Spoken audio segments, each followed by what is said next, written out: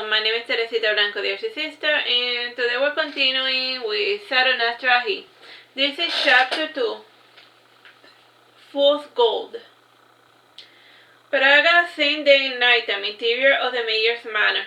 By nightfall the manor had been refurnished, and the banquet was held in the ballroom, which was located in the center, and the main part of the little side was 2 stories high. It usually took from 5 to 6 men to open both doors.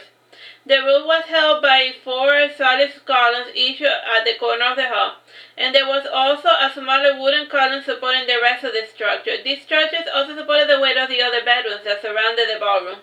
Despite its humble design, the mere size of its 3 floors high hall was massive enough to impress the peasantry of Praga. It had been many years since last they found an excuse for a celebration. All the guests wore luxurious attire brought by their family members who had accompanied Figaro.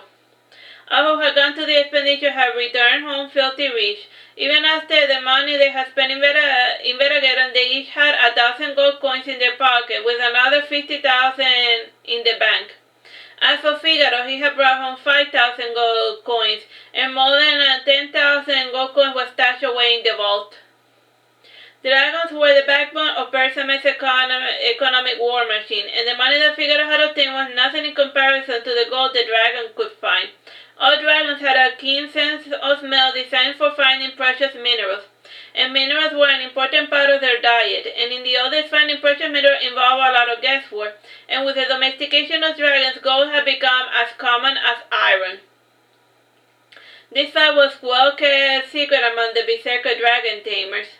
The continent of Persames had quite a modern banking system. However, the bank was only available for the rich and powerful, and they were usually situated either in the capital or in rich city-states. Eagle-sized pudgy dragons were used as messengers among the banks, and effort had been made to record the speed of these little dragons, and when flying at top speed, the average little pudgy dragon flew at Mach 2. Only we were able to get such measurements. Aside from being small, pudgy dragons simply looked like miniature versions of their larger brethren, and many were sold as domesticated animals to facilitate communication among interested parties. Figaro had even gone as far as purchasing his own little pudgy dragon, a miniature silver dragon the size of an owl, which was worth 10,000 golden coins, and he was parading it for all onlookers at the party, and they shouldn't jeer and laugh at it, and the dragon simply glared at them with disdain.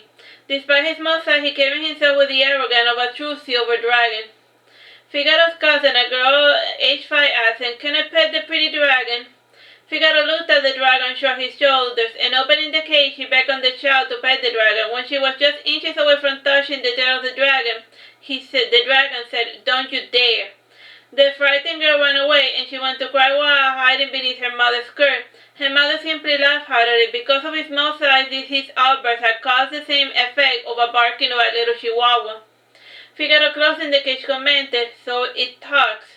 The dragon simply shrugged his wings with disdain. He was already used to the stupidity of humans, and getting bored of the dragon, Figaro hung the cage by the window, and then he went to speak with the rest of the partygoers. The ballroom was large enough to hold 3 times the town's population, which was not a lot by this point, mind you. And before the first Great Famine, the town had 4,700 people, and now they only had 1,600. After much coaxing and insistence, Figaro felt like telling his tale. He started as thus: "So we arrived to Veragheron, and we were like lost, and their welcoming committee was anything but welcoming." "How big are true berserkers?" interjected his father. "Big, mighty big, almost 2 stories high, so I was like wondering like a fool when this albino walked up to me and offered to show me around, and I was like, nah, 'cause the kid was like a toddler, but he insisted on helping us," continued Figaro before being interrupted once again, and raising her tiny hand, the little girl asked, "What was his name?" "I think it was Marmaduke or something. Oh wait, Marduk. Yeah, the kid called himself Marduk, mage by judging by his white robes. And still the Duke part of his name made us trust him. And we being simple folks assumed that the king really was a duke, even though he had no servants or nothing. Anyhow, he took us to a shop to have the egg appraised. And Marduk paid for the appraisal from his own pocket, and he left after seeing us to the cheapest inn he could find," continued Figaro. And his mother commented, "Marduk, what a nice lad. His parents must have taught him well." Figaro smiled and took out his appraisal papers, along with a copy of the auction papers. And the appraisal document stated that the egg was a rarity, and based on its texture, hue, and color and taste, the baby dragon was a crossbreed of a silver dragon and a half pharaoh, half alabaster dragon. And the market price for such a baby dragon was 6,000 gold coins. It could have been a million had the dragon not had any pharaoh blood in it. After passing the papers around, Figaro continued his story, and you can imagine 6,000 gold coins for one egg. And my friend wanted to sell it to the shopkeeper, and Mardu suggested we auction it to get more money out of it. And the auction took longer than expected, and word got around of our egg, and by midsummer, a lot of rich people had signed up for the auction, and by fall we ran out of money, and we took to begging while we waited for the promised date. And it is a good thing we were already used to starving to death, commented Greeley, one of Figaro's friends. So in the 8th month, on the 4th day at noon, the auction took place inside Bersame's audience hall. And that was the first time we ever saw our King Bersame, and he was a demon of a man and proud of it too. And the bidding started at 10,000, and there was a lot of back and forth among the native nobles and visitors, and suddenly Bersame made an offer. And the other nobles naturally backed down, and Bersame was certain to keep the egg, but then this beautiful man shouted another offer, and this made Bersame really angry. Oh, the horror of his flashing blood-red eyes, and I thought he was going to murder the fellow. And their back and forth went on for a couple of minutes that felt like an eternity, and by now the egg was priced 2 million gold coins. And when we got to 3 million, Bersame looked mighty vicious and said, "My patience is growing thin, Mordred." And in response, this Mordred fellow raised the bid to 4 million, and in a seductive voice he said, "Forgive me, sire, I don't know why, but my instincts tell me that I must have that egg. I will do anything to have that egg, so please." I remember this part cause it made my stomach turn, the way Bersame licked his lip, oh, that wicked smile, the way he said anything. The long story short, the man kept the egg, and we got 4 million gold coins, concluded Figaro. A faint drizzle started to fall when Figaro concluded his tale, and one of the students noticed that the pudgy dragon was laughing, and she walked up to the dragon and asked while holding the fireplace poker menacingly and said, "What's so funny, dragon?" And still sniggering, he said, "There's no point in telling you, seeing as though you're going to die soon." The girl mimicked the dragon's arrogant laugh and said, "As if a tiny dragon like you can hurt us. You misunderstand me, harshly. It will not be my fan which shall be tainted by your blood," he said, opening his own cage. As he was getting out, the girl tried to strike it with a poker. However, he was far too swift for her, and he flew out of the building before anyone was none the wiser of his escape.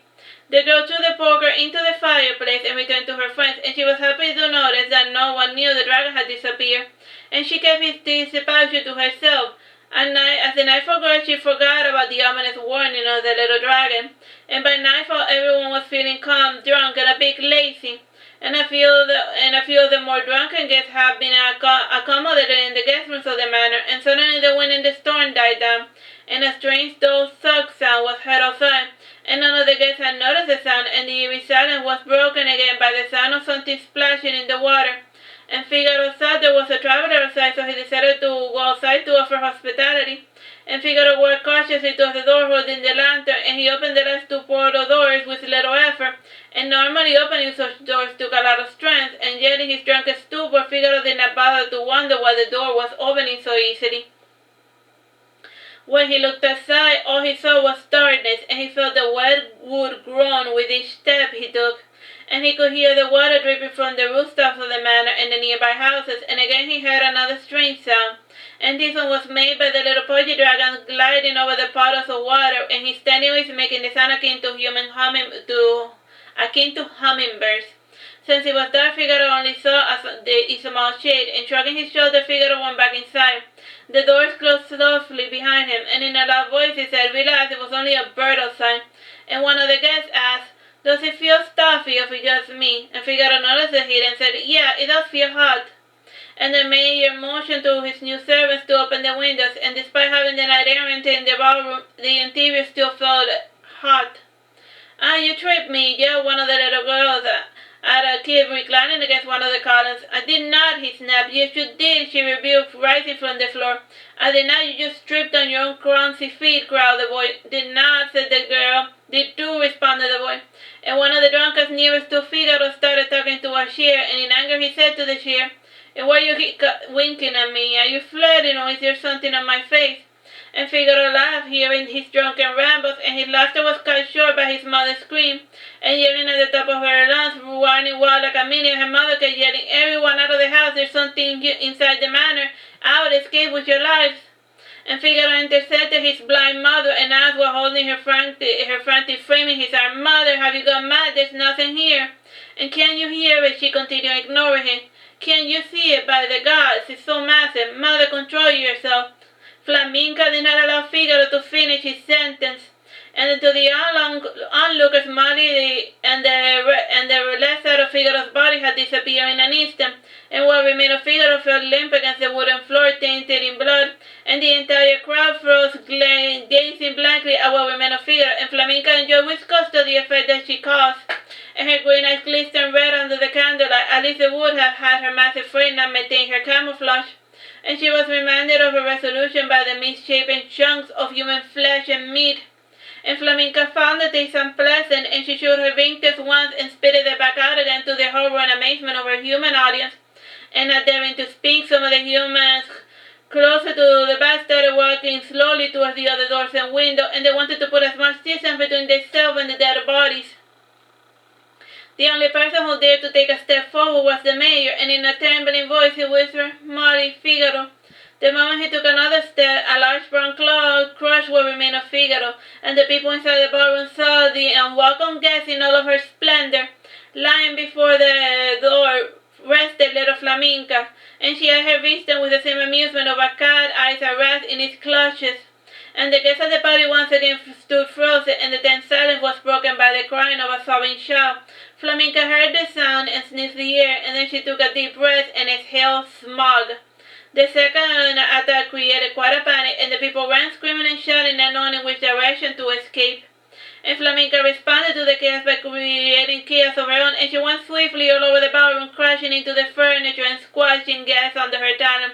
Though she could see the humans through her smoke, her attention was distracted by something else, and she would try to reach for it and claw it, and when it fled into one of the rooms in the second floor, Flaminka caught her way through the room, frightening the drunken guests who rested within. And her massive frame got stuck between the balcony and the roof of the second floor, and feeling herself trapped, she twisted and coiled her frame in an effort to release herself, and her movement caused the entire second floor balcony and part of the doors to collapse under her weight. And the entire process bruised her belly and scratched her wings, and feeling herself wounded made her snarl and snap her jaws, and she raised her neck and stretched her frame, and she took another deep breath and cracked her tongue, igniting her breath. And since the manor was mostly made of wood, it caught flame rather quickly, and by the time Flaminka had ignited the flames, about half the guests had managed to escape the manor. Some ran towards the road, away from the town. Others went to hide inside their houses. However, all avoided the forest bordering the town. A gracious rain helped to naturally quell the flames of the manor. However, the foundation had been shaken to the core, causing the manor to collapse into the ballroom, and by sunrise only the ruins remained, and Flaminka was nowhere to be seen. Alright, that's the end of that chapter. Bye bye and God bless.